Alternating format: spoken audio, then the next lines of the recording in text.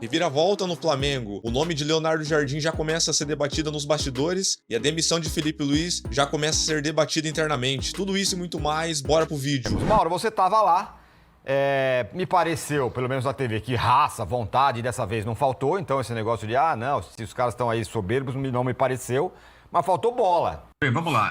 Acho que o único aspecto positivo do ponto de vista rubro-negro foi de fato que os jogadores se empenharam, né? Ao contrário daquela pasmaceira do jogo da semana anterior lá na Argentina. De fato, os caras correram e tudo mais, mas aconteceram algumas coisas que não podem passar. A priori, a escalação. No princípio, a escalação. Né?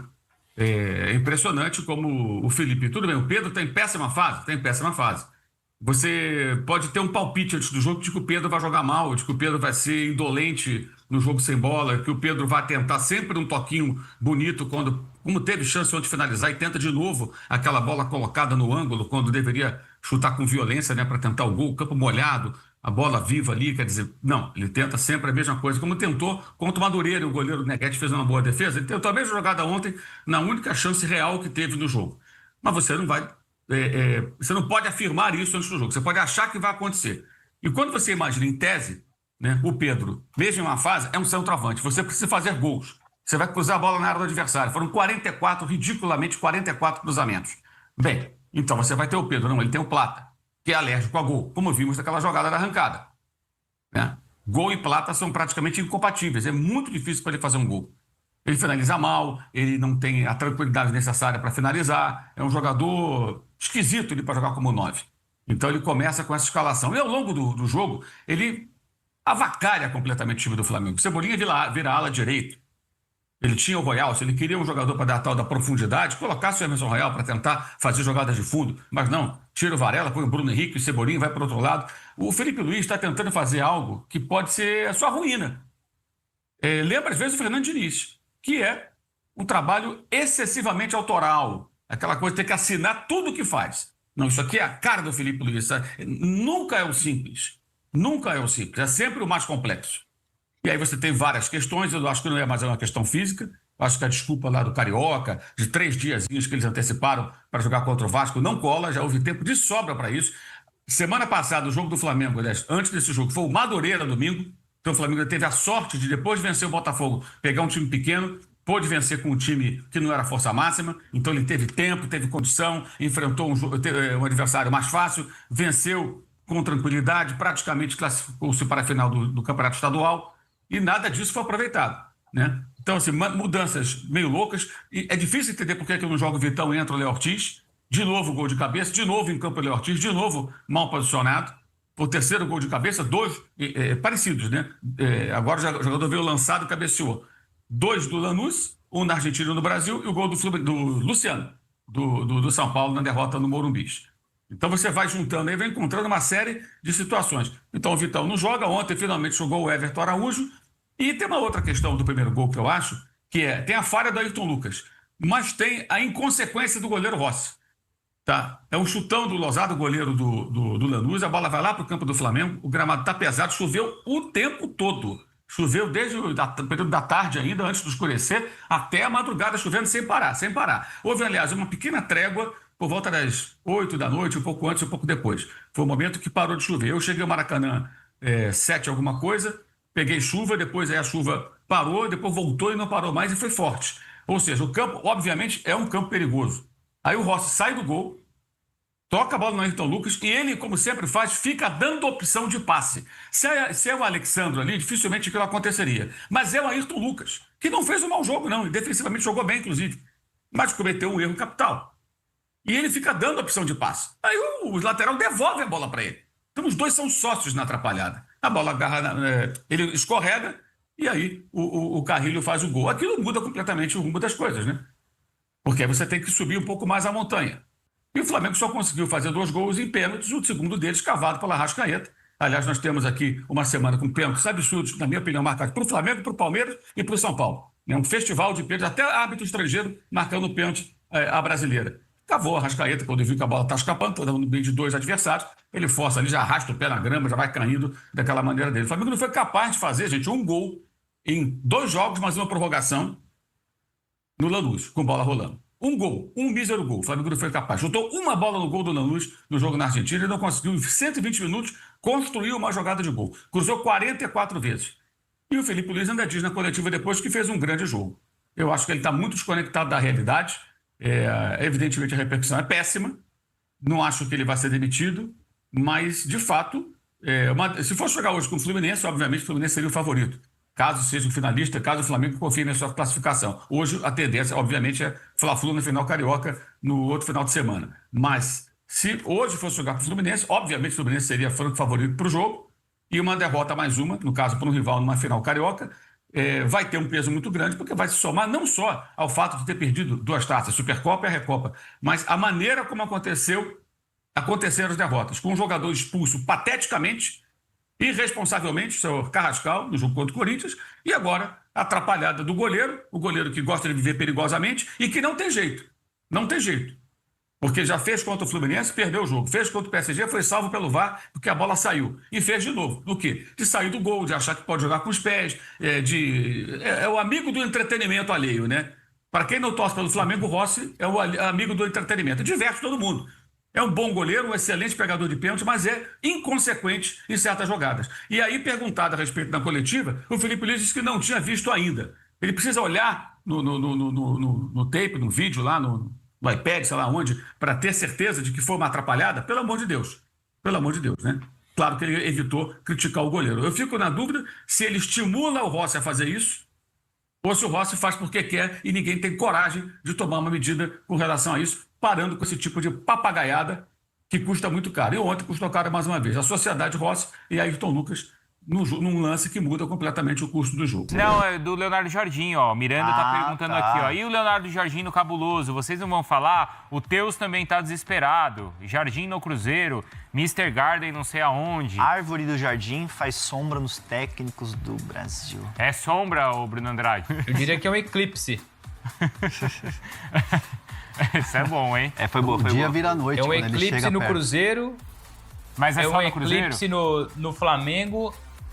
Não, pra já acho que é uma questão prática, né? E aqui nem é informação primeiro, é opinião. É juntar 1 com 1 somado a 2. Qualquer grande clube no Brasil com estrutura, especialmente dinheiro, vai pensar no Leonardo Jardim nos próximos dias. Eu e o Hernan trouxemos ontem a informação que ele, felizmente, resolveu as questões particulares, as questões pessoais. Aliás, eu sempre trabalhei com essa informação e aqui não tem problema nenhum em recordar, porque o próprio Jardim depois passa isso nos bastidores, de que ficaria um tempo parado. E na semana passada, eu converso frequentemente com pessoas ligadas ao Leonardo Jardim, na semana passada, o que essas pessoas tinham do Jardim era isso. O Jardim continua tentando resolver os problemas, não pensa em trabalhar agora, somente no segundo semestre. Só que ontem, conversando com uma dessas pessoas, a mensagem que essa pessoa recebeu do Jardim é: tá tudo resolvido, tô resetado, bora voltar a trabalhar, tô à disposição, janeiro, fevereiro, fiquei parado, março eu volto a trabalhar. Então foi da semana passada para cá que as pessoas que trabalham e conhecem bem o Jardim receberam dele a informação de que está disposto a voltar a trabalhar, está tudo resolvido. Então, o nome de peso, com experiência internacional, bom trabalho feito no Cruzeiro, é natural que vai abrir muitos olhos no Brasil, porque ele se coloca à disposição para voltar ao Brasil, não fecha as portas.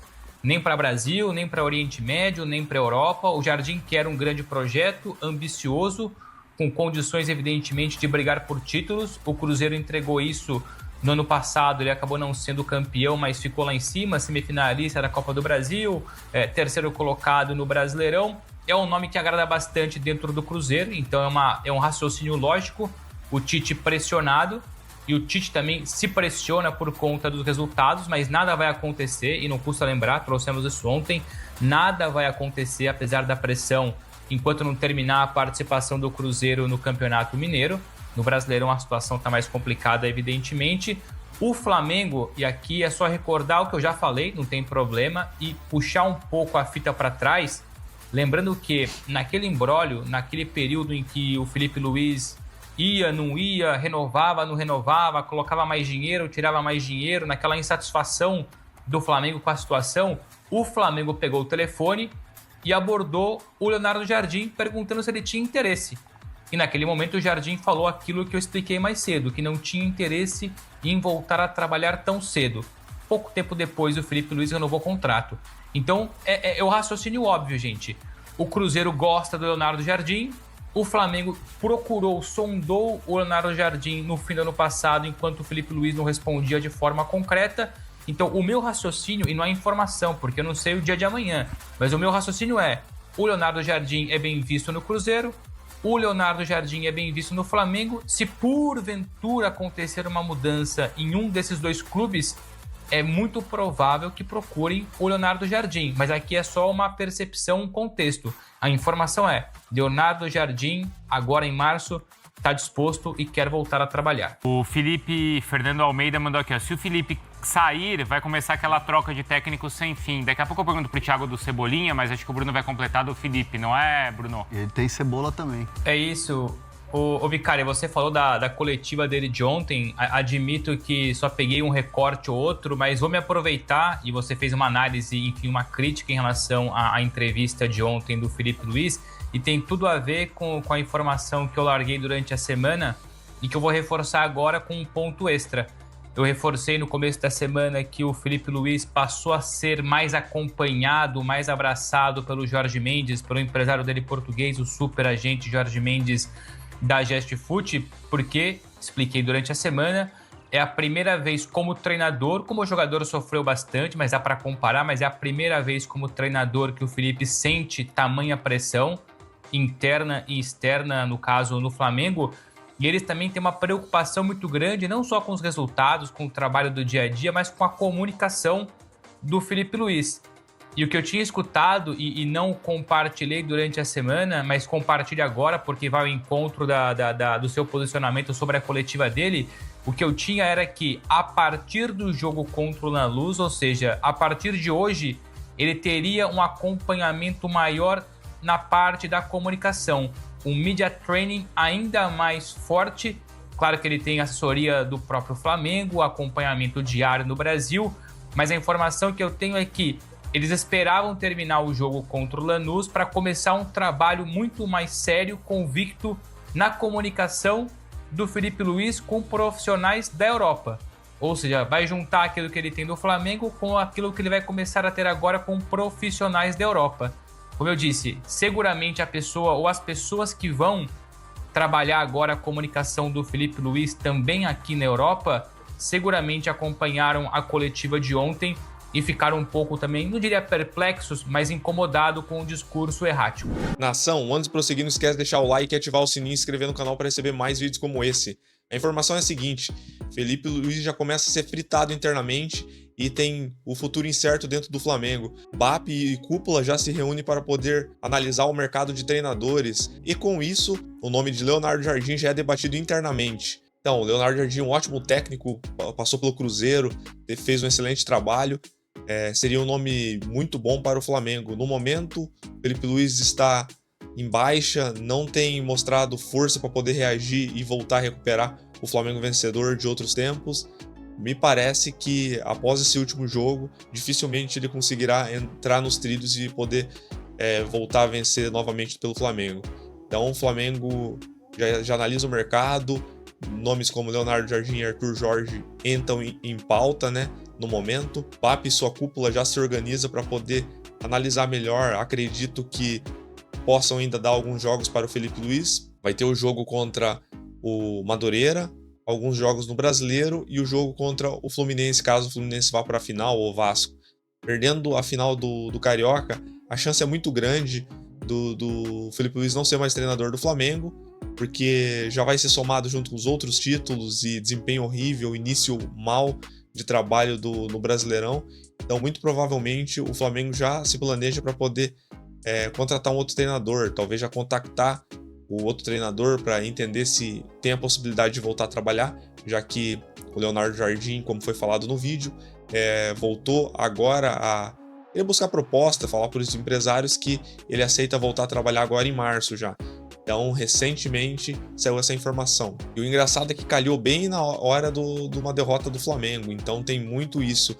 Outro técnico é o Tite, que está sendo fritado lá no Cruzeiro, então tem chance de antecipar essa procura pelo técnico, já porque se o Cruzeiro perder lá alguns jogos também, pode ser que o Tite saia e eles tentem contratar o Leonardo Jardim. Com isso, o BAP não iria querer perder esse nome no mercado, né? Um nome muito forte, tanto é que antes da renovação com o Felipe Luiz, que estava travada, eles tentaram sim contactar o Leonardo Jardim, pois entendiam que o treinador é melhor do que o Felipe Luiz, é um treinador mais preparado, né? O Felipe Luiz vai ser difícil retomar as vitórias pelo fato de ser jovem, ainda passando pelo primeiro momento de dificuldade no Flamengo. Então o BAP já se organiza, já se agiliza para poder entender melhor esse cenário de treinadores. Mas era isso, nação. Deixa nos comentários. Contratariam um novo treinador ou manteria o Felipe Luiz no cargo? Mas era isso, nação. Se gostou, não esquece de deixar o like, ativar o sininho e se inscrever no canal para receber mais vídeos como esse. Valeu, abraço, fui!